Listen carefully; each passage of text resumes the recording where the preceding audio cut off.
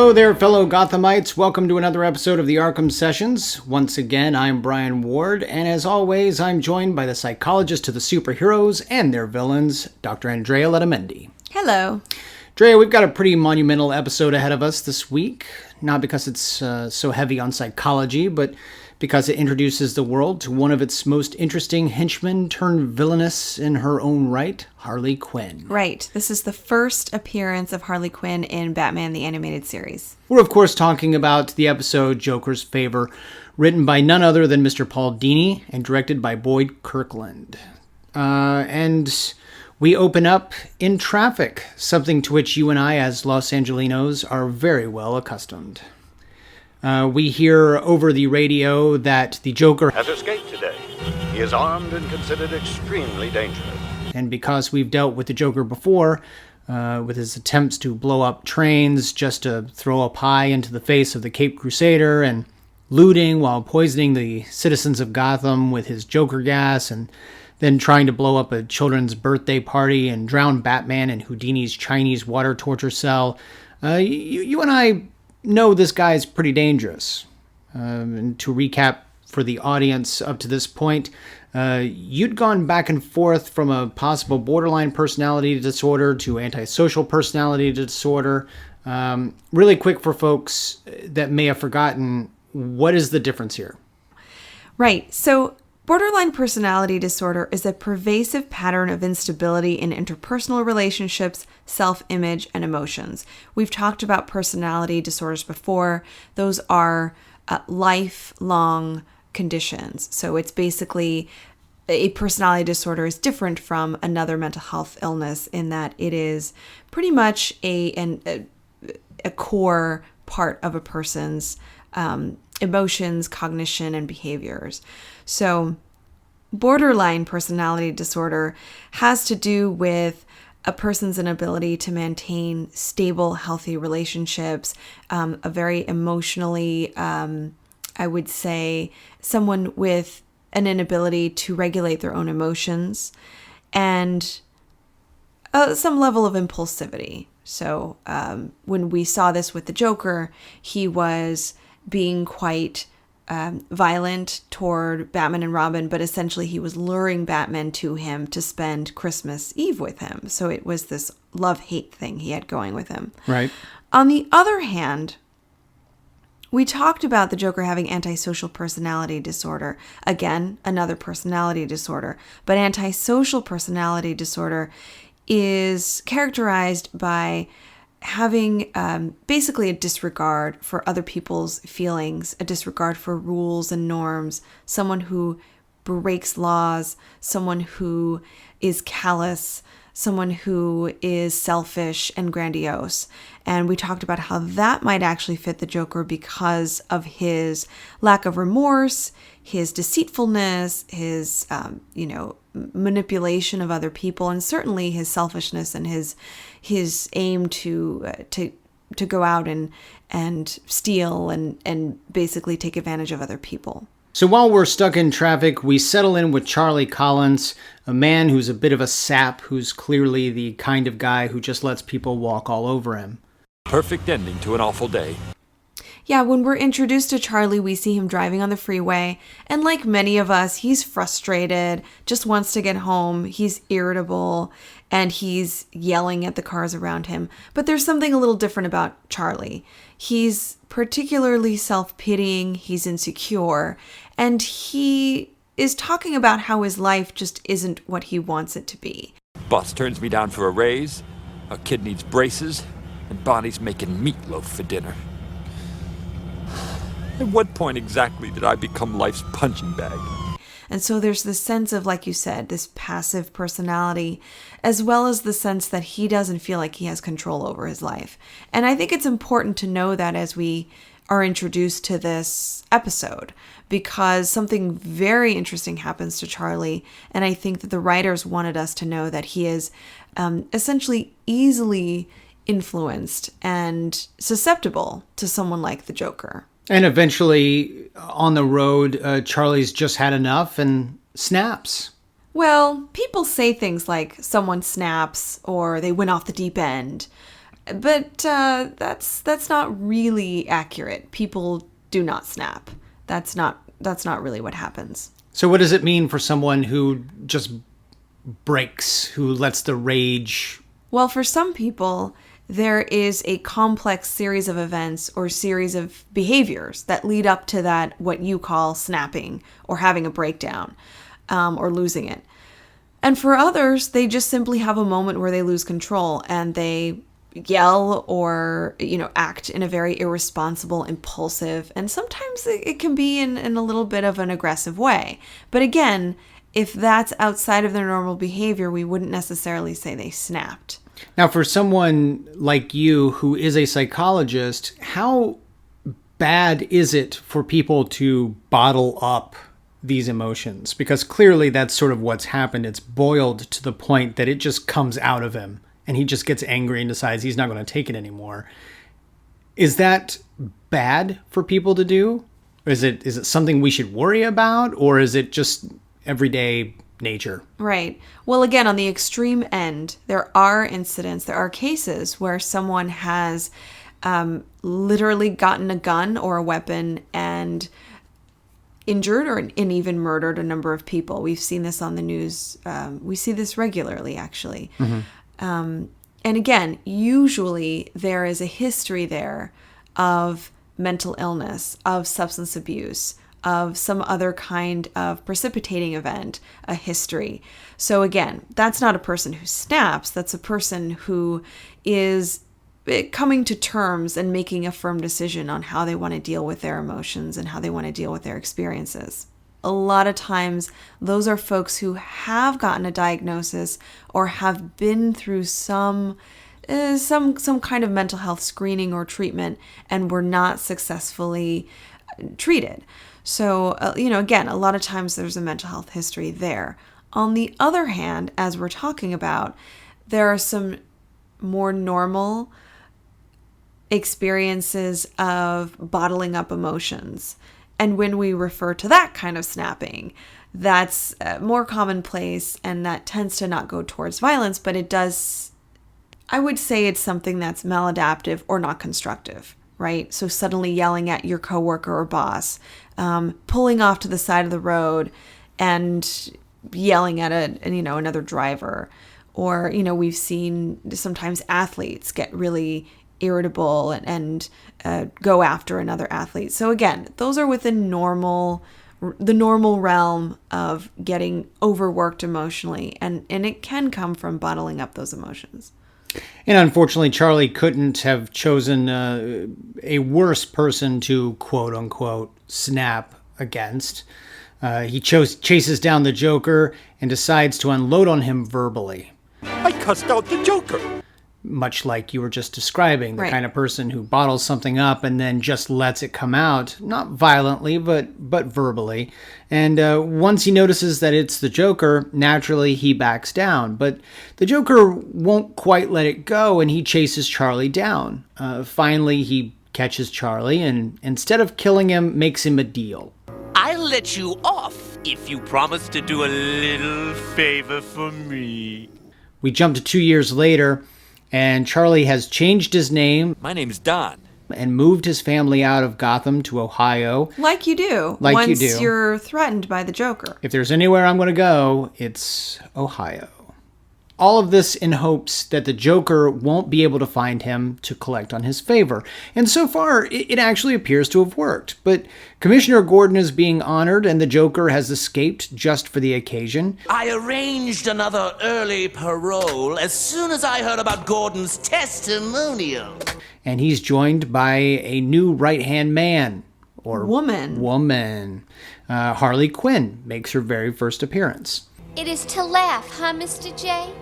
Drea, without getting into what we know about Harley's backstory, because obviously Harley is a pretty big character at this point, but of course this is her introduction, so we have no prior history, but of course you and I know a lot about Harley Quinn at this point.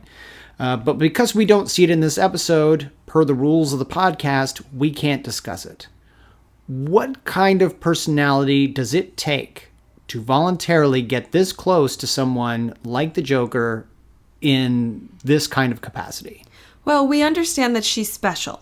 He has other henchmen. We've seen them. And even in this episode, we see a couple of the guys, incidentally, reading Tiny Toons comics. Which, if you remember, is the second time we've seen that. Yeah. A security guard was reading Tiny Toon Adventures in the first episode on Leather Wings. It seems like the only comic book you can read in Gotham City is Tiny Toon Adventures. This is the first time that we're seeing a female henchwoman with True. the Joker. And this one is all dressed up in her Harley Quinn outfit, which we have come to really recognize and love. But at the time, it's unique compared to the rest of his crew. And we're introduced to her as someone who is close to him. She's seen cheering him on. Hear, hear! She is sort of his Fan. Yeah, and she's cutting his hair, and you get the sense that he trusts her. She's up close to his face with scissors. So it's a unique relationship, and I think we're supposed to be intrigued by her. Now, as you said, she was probably created to be a one-off character, and as we know, this was not the last we'll see of her. Right. But in this particular episode, we do get to see that she is a person that's close to him, one that he confides in. He gives her the biggest jobs, the best jobs. I don't know how to say that without it sounding kind of creepy. Right. But you get the sense that they're close, and it works well. Like, what kind of personality does it take to get yourself involved with someone like this? Now, okay, but let's not forget that in true form, the Joker is charismatic and particularly charming. One facet of antisocial personality disorder is someone who is so manipulative and, I guess, is able to emulate empathy and emotions to the degree that people are actually fascinated and charmed by them. So it wouldn't be odd for a young woman to be interested in spending time with him and to find him to be charismatic and fun and enjoyable to be around. She might also be a thrill seeker, in which case hanging out with the Joker might be right up her alley. So it's not too odd, and I think that it fits their personalities well so far. Perfect. So back to the story. The Joker calls on Charlie. Turns out not only did the name change and move not throw the Joker off, he's actually known where Charlie was at all times. He's just been waiting, which might be even more torturous, letting your victim think they're safe only to make that deadly call later. Charlie returns to Gotham and is finding himself with thoughts about how to get in touch with Batman or inform the police somehow, but before he can do either, Harley, out of makeup, mind you, and dressed as a chauffeur, picks him up at the airport. This is when Charlie learns of Joker's favor. All the Joker really wants Charlie to do is infiltrate Gordon's reception and then open a door for them so that the Joker's crazy clown catering can come through with a gigantic you almost made it. With a gigantic cake. And that's it. And he does. He opens the door and Harley waltzes in dressed as a uniformed cop wheeling in a cake. Bruce, of course, couldn't stay for dinner, being busy and all. The life of a busy socialite. Charlie's figured out a way, however, of calling out to the Batman. Lucky for Charlie, he's just down the street. When the Joker's gas goes off in the ceremony, freezing everyone, including Commissioner Gordon, Joker pops up from the cake and has Harley place an award armed with a miniature bomb to the Commissioner's chest. Naturally, Batman arrives in the nick of time and sends the bomb out, blowing up the Joker's and Harley's escape van. Now, Charlie then takes this opportunity to tell Batman all about his debt to the Joker and the harassment, and then Batman takes down the Joker's thugs, including Harley Quinn, and chases the Joker, and this is where everything gets a little bizarre. Joker leads Batman into an exhibit of an ancient temple. Completely accurate, right down to the poison-tipped dart. Who does this. Seriously, I mean, I grew up, I was just outside of DC. The Smithsonian doesn't even go to the level of recreation that, you put the poison-tipped darts in the booby trap holes. And maybe in the event that the Joker and Batman are going to duke it out in the museum, then you would really want all of that. The best part is hand. that the Joker knows that this is the case, but Batman doesn't. Like Joker is caught up on the links that the museum or whomever they have taken to make this happen. And the Joker nearly escapes until Charlie meets him outside, armed with a bomb of his own. And Charlie informs the Joker that he fully intends to blow him up and that he's happy to go along with it if it means getting rid of the Joker. And he also says something that I find interesting here. I can destroy a man's dreams too. And the Joker seems to be genuinely scared, which I kind of find funny, mainly because this is one of the Joker's bombs. And when the bomb explodes, we see that it was a big gag bomb, which means the Joker's the one that rigged it, and yet he doesn't recognize it. And there's no way that Charlie can know. So this scene suggests one of a couple of different things realistically to me. One, that Charlie thought it was real all along and was perfectly prepared to go up with it. And two, the Joker essentially plays Russian roulette with his bombs because he doesn't even seem to know or have any idea which ones are real and which ones aren't. And either way, Batman finds this to be hilarious.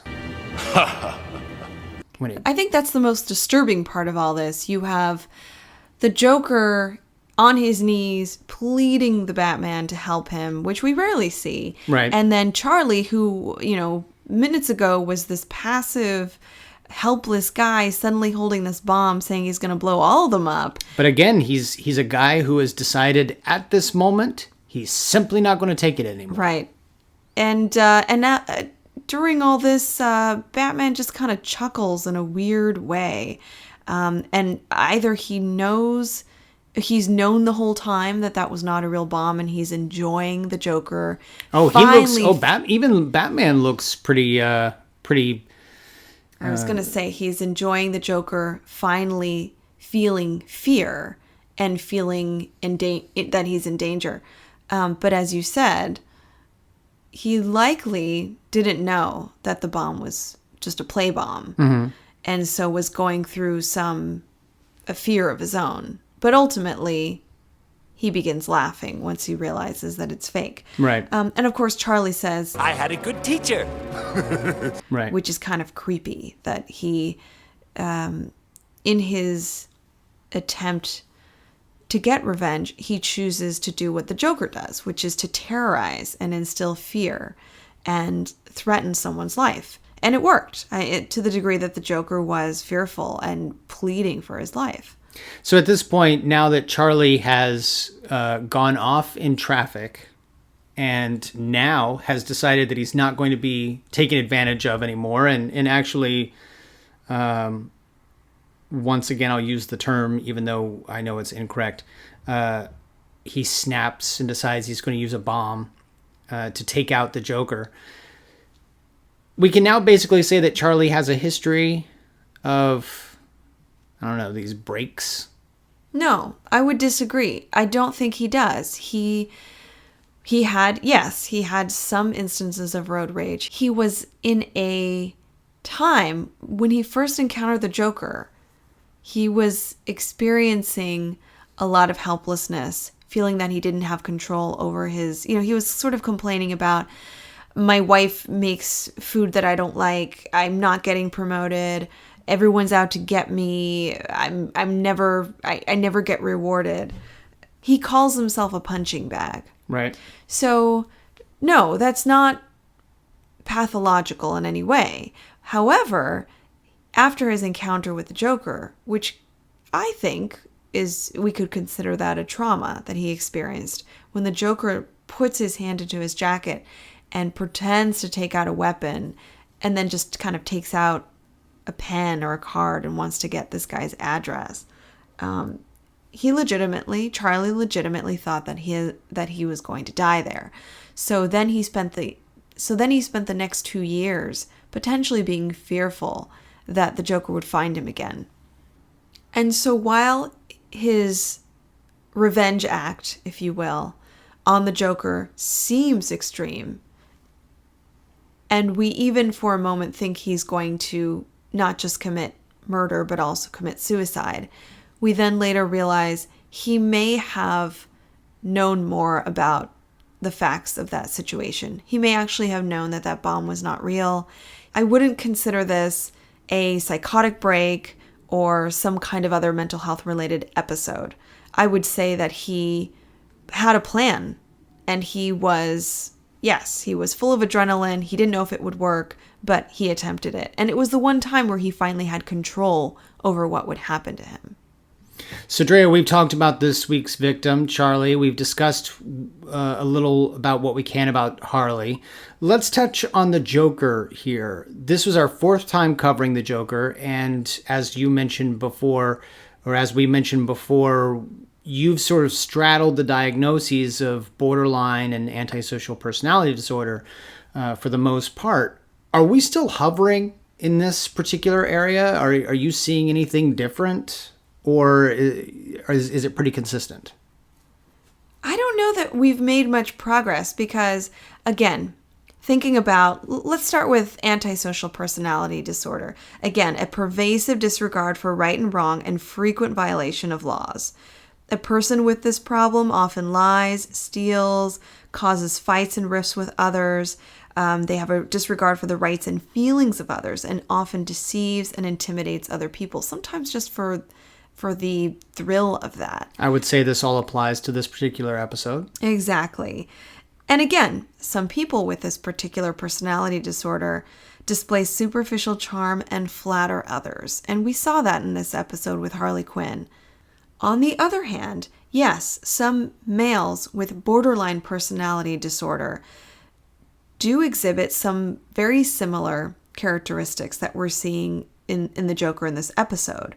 One is the impulsivity, the emotional instability. Sometimes it seems that he's experiencing pleasure, especially when he's terrorizing Charlie. On the other hand, the Joker is presenting us with some interesting characteristics like planning. For 2 years, he's watching this guy. He's planning to call upon him. I wouldn't say that he's maintaining a relationship with him, but he continues to watch him, and Charlie doesn't know this, so it's not like he's terrorizing him for 2 years. So that future-oriented type of planning is not really as common for ASPD. But we have seen that it's sort of Joker's MO, is the future planning. I mean, just about every plot that we've seen him has been very intricate. Right. This is true. And when I know you and I read a lot about serial killers and all the time. And many serial killers have some characteristics of antisocial personality disorder. And we, based on your experience, in my reading, I find that there's a lot of impulsivity. Like Dahmer would go out that night and look for some guy to then take back home and have his way with him and murder him and cut his body into bits. In my remembering reading about him, he wasn't a planner. He wasn't organizing and trying to scheme well ahead of time. He just was more impulsive with his murders. What was your take on some of the serial killers that you've read about? I think you're right in that very few people have selected someone and followed them for long periods of time, but usually the victims meet a certain criteria. So while they might be someone they just saw on the street for the first time, they are at least planning ahead enough to know the types of people they're looking for. Right, but it's sort of first come, first serve. First redhead that I see, first brunette woman that meets this criteria. Sometimes not. I mean, a lot of times in the serial killer sort of handbook that I've read, there are often several factors. I mean, it could be It could be a matter, it's not necessarily the first redhead I see. It's the first redhead I see alone. Or the first redhead I see in a position of vulnerability. Yeah. Or the first one that I see so it's not necessarily that's the first one I saw. So that's the first one, that's the one I'm going to go get. It's not quite so impulsive that way or so it's obsessive compulsive. So it's more like the first redhead I see that I can kill without getting caught. Sure. Right. With the Joker, we see, rather than this more impulsive behavior, we see some, as I said, future orientation, planning, scheming, and it can go on for years. Right. So it's an interesting characteristic that he has. And getting back to when we were talking about borderline personality disorder, it's interesting that in his time of feeling threatened, the Joker was very clingy to Batman. Now, we all would be. We would want Batman to save us, which we've seen commonly in BTAS. The Joker, when his life is threatened, will reach out to the Batman and will plead for him to help him. Batman! Batman! And we do see those moments where he does have this real or imagined closeness with Batman and believes that Batman cares enough about him that he'll save him. Right. And again, what's interesting about that is that is more in line with borderline personality disorder, which is characterized by that unstable and intense emotional relationship with other people. Is it possible to have both? Well, it's always possible to have more than one mental health condition. Those two don't really go together because one condition is particularly, it's characterized by having lack of empathy, lack of emotions and not recognizing emotions in others. The other condition is characterized by someone who has the need for relationships but doesn't know how to regulate their own emotions and to have stable relationships with others. So while across the board, yes, you can have more than one condition, these two don't really tend to go together. And one of the reasons the Joker is a fascinating character is that he seems to have both. Right. So those two diagnoses will continue to battle it out in the future episodes. Well, I would say he fits more with antisocial personality disorder, which I will stick with. Okay. So behind the scenes, a couple of interesting things here. One, Ed Begley Jr. returns to play Charlie. You'll remember Begley played Germs in the Feet of Clay episodes. And Harley, as we mentioned, makes her first of many appearances here. But as Paul Dini pointed out, Harley Quinn was loosely based on his friend Arlene Sorkin, who played Calliope Jones with that very familiar voice on the soap opera Days of Our Lives. And she also wrote for, get this, Tiny Toon Adventures. What? So it's all coming together. Also, while Christmas with the Joker was the first produced appearance of the Joker, this episode was actually the first aired appearance of the Joker. So imagine watching it on television and seeing this as your first impression of the Joker. Kind of a dynamic entrance. And as people who listen to the podcast know, sometimes I like to go to the research, and I like to find things that we see in these episodes in real life situations. In this particular case, I want to talk about the gas that Joker uses to paralyze his victims. And when I say paralyze, I mean literally everyone freezes into place.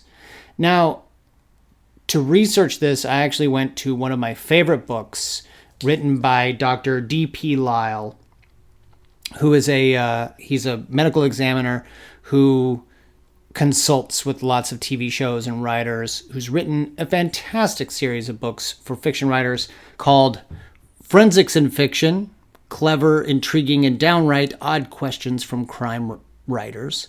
And in this book, I have found someone asked the following question. Is there a drug that paralyzes yet leaves the victim fully awake?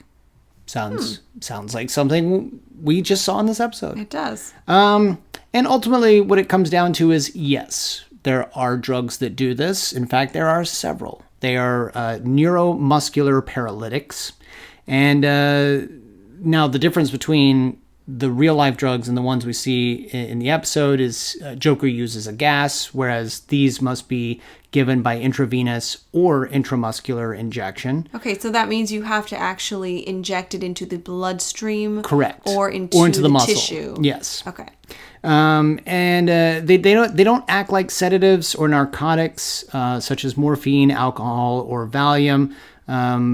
So the victim is actually wide awake. However, it actually relaxes every muscle in the body, including those that allow you to breathe.